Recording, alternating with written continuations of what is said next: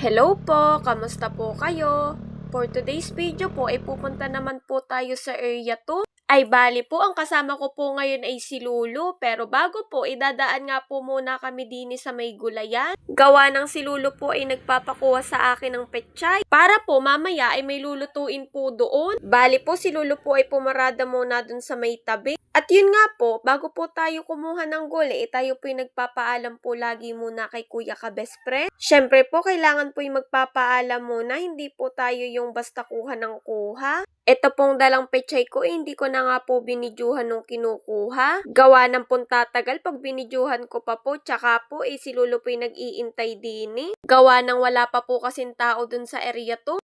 Meron po doon nag-aanduwagi at wala nga pong magbabantay.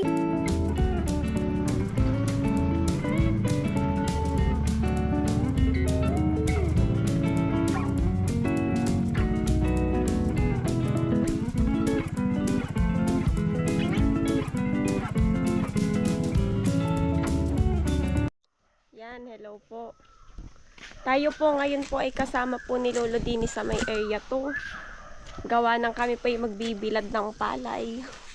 Si Lola po ay nandun po sa area 1 po at may ginagawa po doon. Tapos ako po ay dinapasama po ay kay Lolo. Opo. Ay naay nga po, bago po ako magsimulang maglatag ng banig din, ipinawalis po muna sa akin ni Lulu itong kalsada. Bali po, dito po mismo sa kalsada magbibilad. Opo, at talagang sasampulan nga natin itong kalsada ni Lulu. Abay, ayos to kapag nagawa na yung kalsadang isang haba, ay anong dami ng maiibilad. Ay naay nga po, winawalsan ko lang po ito ng maigi. Ay para po ba, pag nilatag ko yung banig, di malinis po.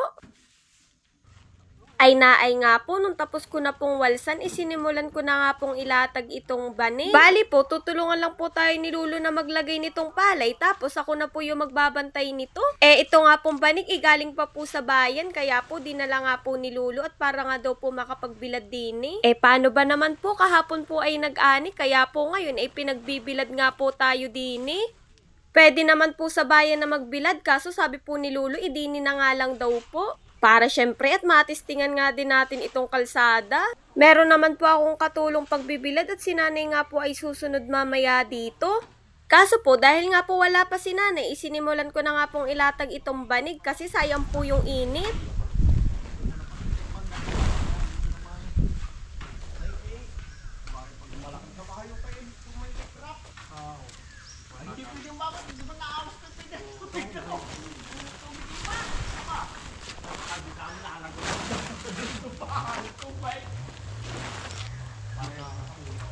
Nung nailatag ko na nga po, ipinatak nga po namin dito pa ibaba para daw po hanggang hapon nga daw ang init. Ito pong banig ay malaki pa kaso ginawa ko po yung kalahati lamang yung nilatag ko. At naay nga po, binububo na po ni Lulu itong palay.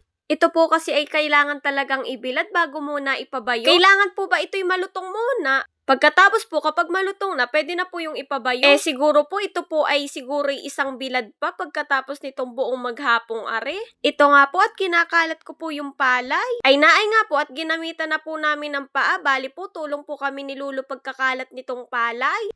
Yung po kasing panghalo, wala pa pong tangkay para hindi sayang yung init. Ito nga po't kinakalat na po namin. Sana naman magtuloy-tuloy nga yung init para naman matuyo nga itong palay at hindi masayang yung ating bilad. Yung paggamit nga po namin dito ng paa hindi pa naman po nakakabusong dahil naman po ito'y hindi pa bigas. Bale, ang purpose lang naman natin dito ay maikalat nga itong mga palay.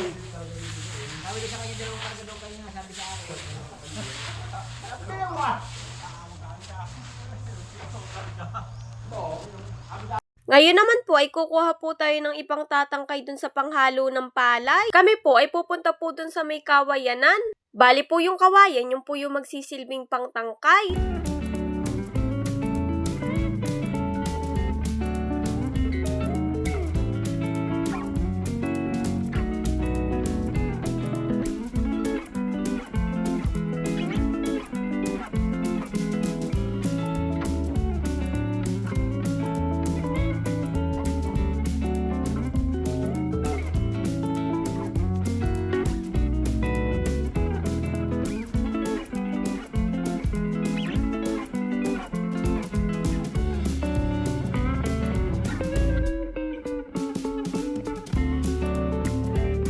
Ay naay nga po at pagtingin ko sa aking likod, kasunod pala namin si Christine. Ito talaga laging kasunod-kasunod ni Lolo, kaya ni Lula.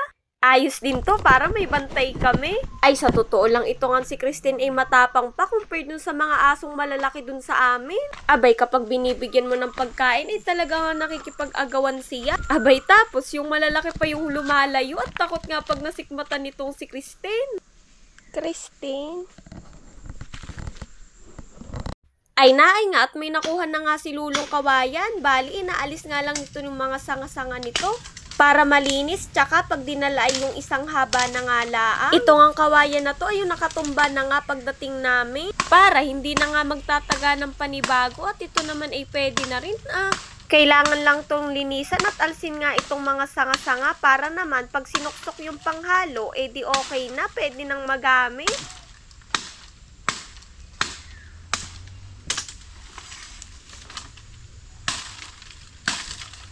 Okay na yan, Lolo?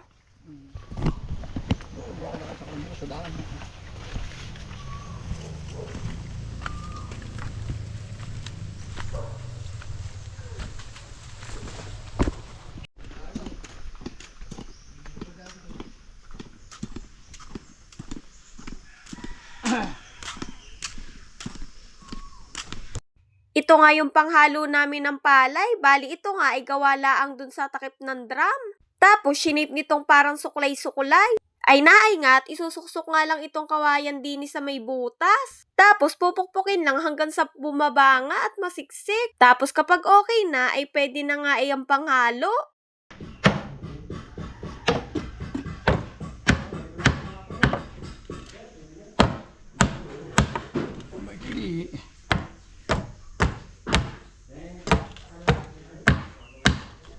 Nung okay na nga, ay pinutulan nga lang itong dulo. Ito nga ay pwede na at ito nga ay siksik na. At hindi na nga kayang ibaba pa din, kaya hanggang dito na nga at puputulan na nga din.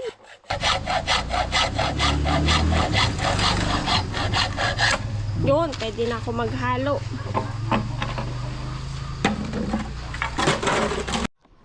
Ay, Christine, ba't mo tinapakan na yung aming binibilad?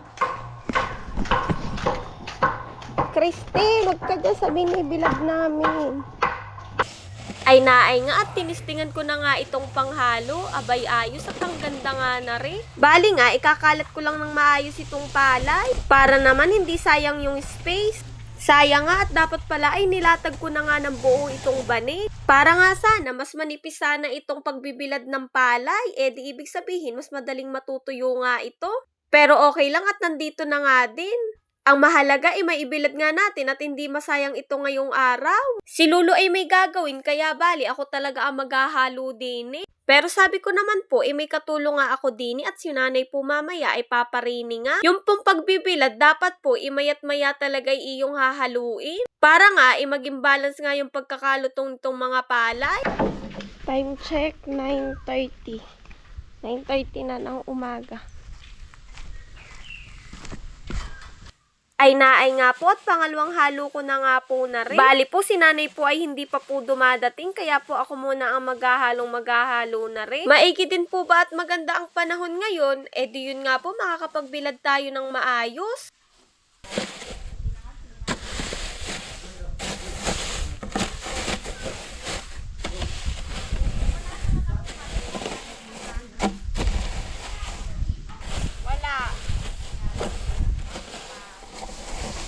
Dini nga po, narinig ko na nga yung boses ni nanay, ay kadadating nga laang.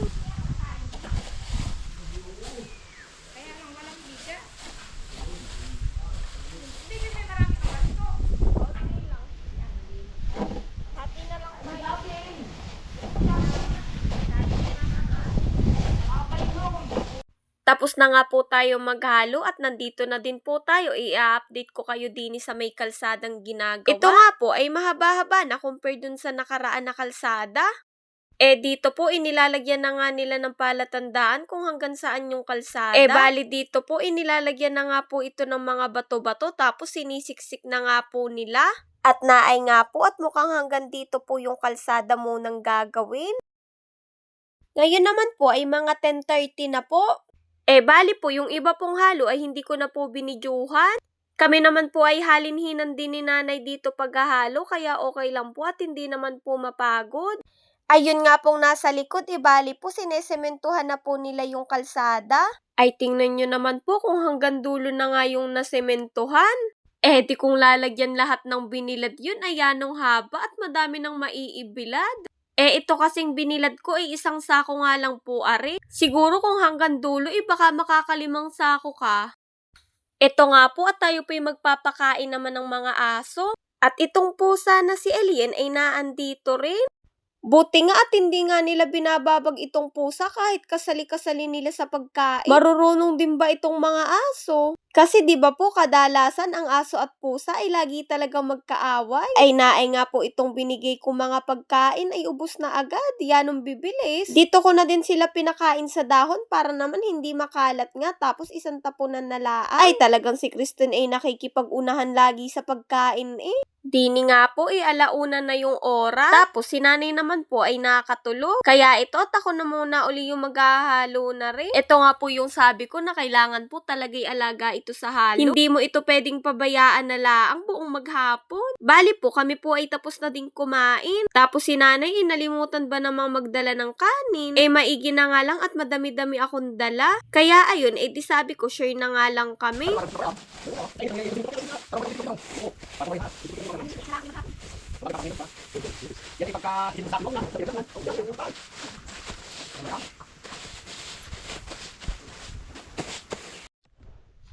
Yan na yung ating palay.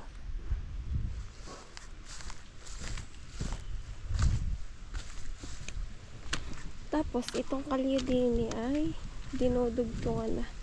Ay naay nga po, ito pong kalsada, idinudugtungan na po ng semento. Bali, ito po yung natatapos na po nila. Maigi nga din talaga at mainit nga yung panahon. Di mas mabilis matuyo nga itong semento. Siguro pag may 1 o 2 araw pa, tapos na siguro itong sementuhan.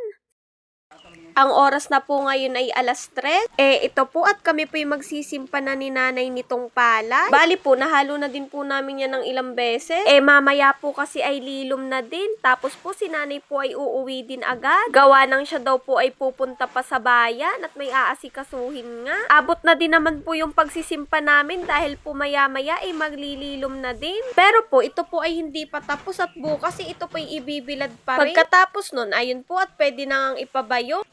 Ay naay nga po at nilalagay ko na po itong mga palay din sa sako. Bali po, ang gagawin po namin, itigkalahati na nga po imbis na pagkakasyahin sa isang sako. Para din po mas magaan siya kapag binuhat at hindi po mahirapan bukas pagbibilad ulit. Ay naay nga po, bali po itong kalahating sako, itapos ko na nga po. Tapos si nanay na po yung magtatali na rin. Tapos, dini naman ako sa isang sako maglalagay ng palay.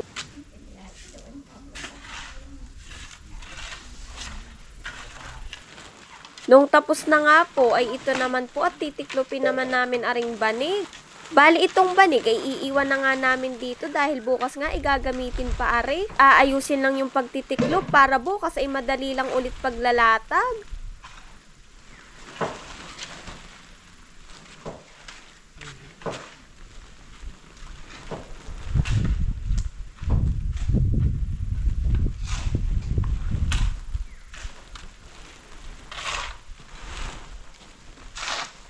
Ay naay nga po, bago po matapos itong aking vlog, i-update ko po ulit kayo din sa may kalsada. Naay nga po at ito na po bali yung nasesementuhan nila. Malawak-lawak na nga din po ari compare kanina. Ayos nga at talagang pag nag-jogging si Kuya Kalayas, pwedeng kahit dumiretso hanggang dun sa dulo.